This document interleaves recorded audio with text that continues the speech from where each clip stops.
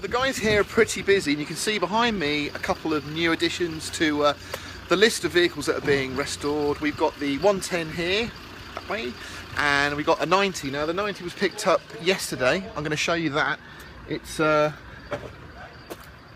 very honest truck. It's a early 90 Td5, so I think it's a 2001, but it's been looked after. I think it's a shooting vehicle, and the guy wants to sort of give it a nice fresh lease of life, and that's what we're going to do.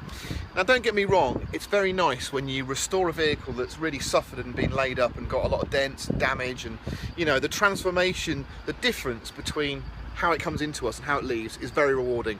But there's nothing we enjoy more than working on a truck like this one behind me. Now it's an early Td5, and the panels are so straight. It's just been used but looked after. It's not been battered and abused, and so it's really going to lend itself well to being refurbished by us. So we're going to have that one in next week. They'll start to strip that one down, and again it'll be another vehicle I'll be showing you step by step through the whole process. And I'll try and gather all these vlogs up so that if you're interested in one particular vehicle, you can just easily follow them. But the best thing to do is just keep coming back, subscribe, keep checking out the videos as I post them. You're going to see sort of all the vehicles being done as we get the opportunity to do them, and you'll just get to sort of experience it with us. And that's what we want you to do, just to really enjoy coming to the channel and see what we're doing. So here's the next project that you'll see stripped down. When it's in the workshop, I'll do a little spin round, show you the vehicle in its entirety, and then we'll get cracking and get it stripped down. So you can see behind me here where we've started to strip it down. So we always take the vent flaps off, and these are fairly easy to do. They just unbolt here, and then the hinge pins are removed as well, because we actually put stainless steel ones in there when we build the truck back up, and we've put new foam gaskets on the back of the vents. That's all done, so they're all taken off and done separately. It was driven here, so the windscreen's yet to come out, but that'll obviously be taken out. And as part of our builds, we actually put a new windscreen and new windscreen rubber in every build. Okay, I don't think it's a new windscreen, it's just a windscreen rubber, unless the windscreen's FUBAR, and then we probably would put a windscreen in. But anyway, so you can see all the vents have come off, all the wing top vents. We've got the indicators to come off. Front of the vehicle here, again, you can see we've got no bumper, no grille, no lights, all been removed, ready to be prepped. And then just spinning around here. I mean, this truck's in good nick, as you can see, for instance, there's no corrosion on these bulkhead corners. They are a bit ripply, where the spot welds have been quite aggressive from the Land Rover factory, so we'll probably just smooth those off to make it look a little bit neater, because obviously in this colour it's not so bad, but if you're going to be putting a dark gloss grey on there, they're going to be more noticeable. It's going to catch the light and you're going to see any ripples. But the doors, again, in good order. I will just show you this, because this is a good point that I should mention if you're thinking of doing your own vehicle, or you know, you just want to know a bit more about what we do. This here is the riv nut that was actually pressed into the body housing of the handle, and whenever we try and undo them, about 90% of the time the bolt just spins round, and you have to hack it off, and it ruins the handle. Now there's a lot of cheap handles out there, 7-8 quid, you know, you could buy these Defender handles. Just don't bother with that, because I'm telling you, it's a waste of time. We only ever fit genuine Defender handles, and that's because they're made out of a much stronger material. The plastic's much stronger. It's the right size, so if you do a cheaper one, you'll see it bows in the middle because it doesn't quite fit correctly. And then also the mechanism inside, they've got an angled pivot lock mechanism that latches, and it's got where you connect the arms to.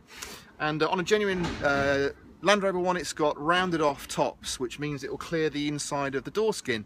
On the aftermarket ones, for whatever reason, I have no idea, but they have just got a right angle edge, and those edges cut into the door skin, they catch, they're just absolutely useless.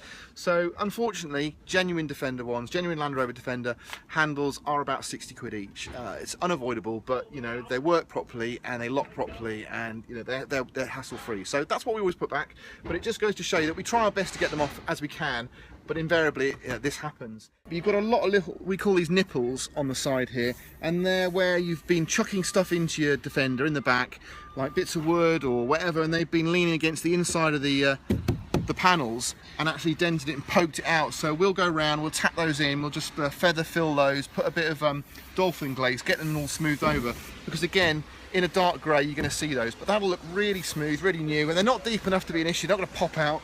They're just very shallow little holes, very shallow little dents, so we can get that sorted. One thing we noticed on this vehicle, and this isn't something you would perhaps notice unless you see a lot of these, is it's something we discussed when we were, if you've looked at our heritage build, we talked about doing the repairs to the rear quarter here on that other vehicle, and we discussed about why it's too expensive to repair or replace, sorry, these whole panels. And the main reason is because they have to be spot welded on, and because it's aluminium you need special equipment and it's expensive, and actually the panels are expensive, a lot of labour intensive hours going into it.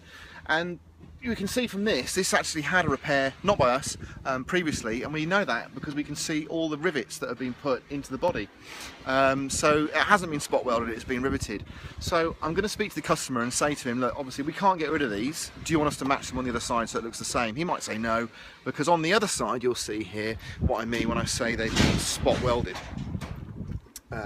You can see here, hopefully, where the spot welds are, there's no rivets, they're just spot welded, and it looks very different. Now if he's spending a lot of money on having it refurbished, he might want to have it all matched up. So we'll have a chat with him about that.